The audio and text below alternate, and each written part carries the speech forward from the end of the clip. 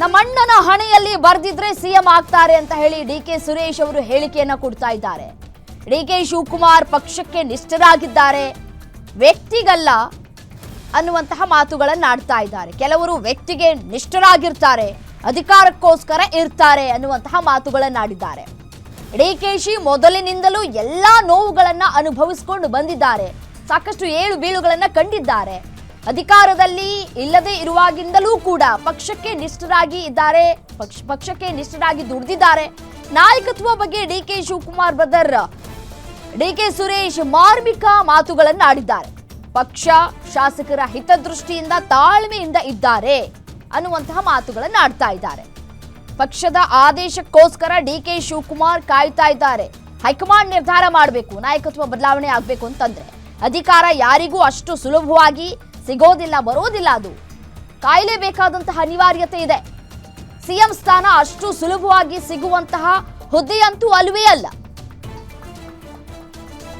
ಬೆಂಗಳೂರಿನಲ್ಲಿ ಮಾಜಿ ಸಂಸದ ಡಿಕೆ ಸುರೇಶ್ ಕೊಟ್ಟಿರುವಂತಹ ಹೇಳಿಕೆ ಏನ್ ಹೇಳಿದ್ರು ಹಾಗಾದ್ರೆ ಡಿಕೆ ಸುರೇಶ್ ನೋಡೋಣ.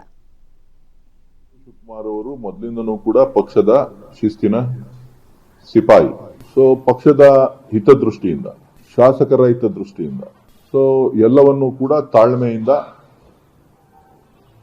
ಎಲ್ಲ 140 ಶಾಸಕರನ್ನು ಒಟ್ಟಾಗಿ ತೆಗೆದುಕೊಂಡು ಹೋಗಬೇಕು ಅನ್ನೋ ಗುರಿಯನ್ನ ಇಟ್ಕೊಂಡು ಪಕ್ಷದ ಆದೇಶಕ್ಕೋಸ್ಕರ ಕಾಯ್ತಾ ಇದೆ. ಅಧಿಕಾರ ಯಾರಿಗೂ ಅಷ್ಟು ಸುಲಭವಾಗಿ ಬರಲ್ಲ.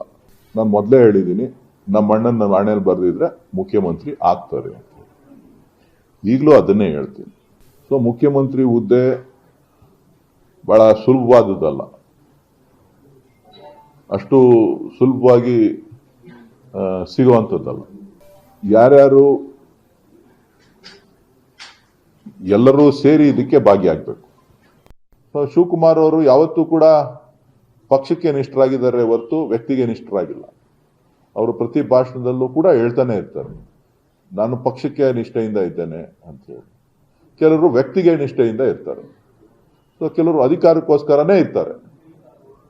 ಸೊ ಡಿ ಕೆ ಶಿವಕುಮಾರ್ ಅವರು ಮೊದಲಿಂದನೂ ಕೂಡ ಎಲ್ಲ ತರದ ನೋವುಗಳನ್ನ, ಕಷ್ಟವನ್ನ ಪಕ್ಷದ ಜೊತೆ, ಪಕ್ಷದಲ್ಲಿ ಅಧಿಕಾರ ಇದ್ದಾಗ, ಇಲ್ಲೇ ಇದ್ದಾಗ ಎಲ್ಲ ಸಂದರ್ಭದಲ್ಲೂ ಕೂಡ ಇದ್ದಾರೆ. ಸೊ ಹಾಗಾಗಿ ಎಲ್ಲವನ್ನು ಕೂಡ ತಾಳ್ಮೆಯಿಂದ ನೋಡ್ತಾ ಇದ್ದಾರೆ. ಸೊ ಶಿವಕುಮಾರ್ ಅವರು ಯಾವತ್ತೂ ಕೂಡ ಪಕ್ಷಕ್ಕೆ ನಿಷ್ಠರಾಗಿ. ಇದೇ ವಿಚಾರಕ್ಕೆ ಸಂಬಂಧಪಟ್ಟಂತೆ Maruti Pavagada political bureau head ನೇರ ಸಂಪರ್ಕದಲ್ಲಿ ಜಾಯಿನ್ ಆಗಿದ್ದಾರೆ. ಮಾರುತಿ, ಹಾಗಿದ್ರೆ ಹೈಕಮಾಂಡ್ನ ನಾಯಕರು ಜೂನ್ ವರೆಗೂ ಬದಲಾವಣೆ ಇಲ್ಲ ಅನ್ನುವಂತಹ ಸಂದೇಶವನ್ನ ರವಾನೆ ಮಾಡಿದ್ದಾರಾ? ಅಲ್ಲಿವರೆಗೂ ಡಿ ಕೆ ಶಿವಕುಮಾರ್ ಕಾಯಲೇಬೇಕಾದಂತಹ ಅನಿವಾರ್ಯತೆ ಇದೆಯಾ ಅಂತ?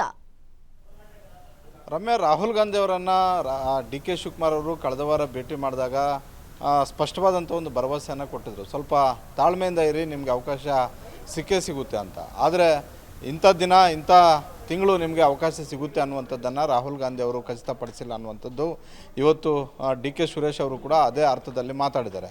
ಡಿ ಕೆ ಶಿವಕುಮಾರ್ ಅವರು ಸಂಕಷ್ಟ ಬಂದಾಗ ಪಾರ್ಟಿಯನ್ನು ಬಿಡಲಿಲ್ಲ, ಅಧಿಕಾರ ಸಿಕ್ಕಾಗ ಮಾತ್ರ ಹೈಕಮಾಂಡ್ಗೆ ನಿಷ್ಠೆಯಿಂದ ಇರುವಂತಹ, ಪಕ್ಷಕ್ಕೆ ನಿಷ್ಠೆಯಿಂದ ಇರುವಂಥ ಒಂದು ಕೆಲಸವನ್ನು ಮಾಡಲಿಲ್ಲ. ಪ್ರತಿ ಸಂದರ್ಭದಲ್ಲೂ ಕೂಡ ಪಾರ್ಟಿ ಪರವಾಗಿಯೇ ಇದ್ದಾರೆ. ಪಕ್ಷ ಏನೆಲ್ಲ ಜವಾಬ್ದಾರಿಗಳನ್ನು ಕೊಟ್ಟಿತ್ತು, ಏನೆಲ್ಲ ಟಾಸ್ಕ್ಗಳನ್ನು ಕೊಟ್ಟಿತ್ತು, ಆ ಟಾಸ್ಕ್ಗಳನ್ನು ನಿರ್ವಹಿಸುವಂಥ ಒಂದು ಕೆಲಸ ಡಿ ಕೆ ಶಿವಕುಮಾರ್ ಅವರು ಮಾಡಿದ್ದಾರೆ. ಆದರೆ ಕೆಲವರು ಅಧಿಕಾರಕ್ಕೋಸ್ಕರ ಕೆಲವರ ಹಿಂದೆ ಇರ್ತಾರೆ, ಅಧಿಕಾರಕ್ಕೋಸ್ಕರವೇ ಕೆಲವರು ಇರ್ತಾರೆ ಅನ್ನುವಂಥದ್ದನ್ನು ಬೇರೆಯವ್ರಿಗೆ ಹೇಳದಂತೆ ಕಾಣಿಸ್ತಾ ಇದೆ. ಅಂದರೆ ಡಿ ಕೆ ಶಿವಕುಮಾರ್ ಜೊತೆ ಯಾರೆಲ್ಲ ಇದ್ದಾರೆ, ಸಿದ್ದರಾಮಯ್ಯ ಅವ್ರ ಜೊತೆ ಯಾರೆಲ್ಲ ಇದ್ದಾರೆ, ಇಲ್ಲವೇ ಸಿದ್ದರಾಮಯ್ಯ ಅವರು ಯಾವಾಗ ಅವರು ಪಕ್ಷಕ್ಕೆ ಬಂದರು, ಯಾವ ಸಂದರ್ಭದಲ್ಲಿ ಅವ್ರಿಗೆ ಅಧಿಕಾರಗಳು ಸಿಕ್ಕು, ಅಧಿಕಾರಕ್ಕೋಸ್ಕರವೇ ಇರ್ತಾರೆ ಅನ್ನುವಂಥದ್ದು ನೇರವಾಗಿ ಸಿದ್ದರಾಮಯ್ಯ ಅವ್ರಿಗೆ ಹೇಳ್ದಂತೆ ಕಾಣಿಸ್ತಿದೆ. ಯಾಕಂತೇಳಿದ್ರೆ ಸಿದ್ದರಾಮಯ್ಯ ಅವರು JDS ಇಂದ ಕಾಂಗ್ರೆಸ್ಗೆ ಬಂದ ಬಳಿಕ ಪ್ರತಿ ಬಾರಿಯೂ ಕೂಡ ಆ ವಿರೋಧ ಪಕ್ಷದಲ್ಲಿರಲಿ, ವಿರೋಧ ಪಕ್ಷ ನಾಯಕರಾಗಿದ್ದಾರೆ, ಅದೇ ರೀತಿ ಪಕ್ಷ ಅಧಿಕಾರಕ್ಕೆ ಬಂದಾಗ ಮುಖ್ಯಮಂತ್ರಿ ಆಗಿದ್ದಾರೆ. ಇದು ಭಾಳಷ್ಟು ಕಾಂಗ್ರೆಸ್ ನಾಯಕರು ಕೂಡ ಹೇಳ್ತಾರೆ. ಇದು ಆನ್ ಕ್ಯಾಮ್ರಾ ಹೇಳ್ದಿದ್ರು ಕೂಡ ಆಫ್ ದ ಕ್ಯಾಮ್ರಾ ಇಂಥ ಒಂದು ವಿಚಾರಗಳನ್ನು ಹಲವು ಮೂಲ ಕಾಂಗ್ರೆಸ್ ನಾಯಕರು ಹೇಳುವಂಥದ್ದು ನಿಜ. ಇವತ್ತು ಕೂಡ ಡಿ ಕೆ ಶಿವಕುಮಾರ್ ಅವರು ಪಕ್ಷ ಅಧಿಕಾರಕ್ಕೆ ಬರೋದಕ್ಕೆ ಸಿದ್ದರಾಮಯ್ಯ ಅವರ ಪಾತ್ರ ಎಷ್ಟಿತ್ತೋ ಅಷ್ಟೇ ಪಾತ್ರ ಡಿ ಕೆ ಶಿವಕುಮಾರ್ ಅವ್ರದ್ದು ಕೂಡ ಇದೆ. ಹೀಗಾಗಿ ಡಿ ಕೆ ಶಿವಕುಮಾರ್ ಅವರಾಗಿರ್ಬೋದು, ಡಿ ಕೆ ಸುರೇಶ್ ಅವರಾಗಿರ್ಬೋದು, ಅವರ ಹಿಂದೆ ಇರುವಂತಹ ಹಲವು ಶಾಸಕರು ಹೇಳ್ತಾ ಇರುವಂಥದ್ದು ಡಿ ಕೆ ಶಿವಕುಮಾರ್ ಅವ್ರಿಗೆ ಇದೇ ಅವಧಿಯಲ್ಲೇ ಸಿಗಬೇಕು ಅಂತ.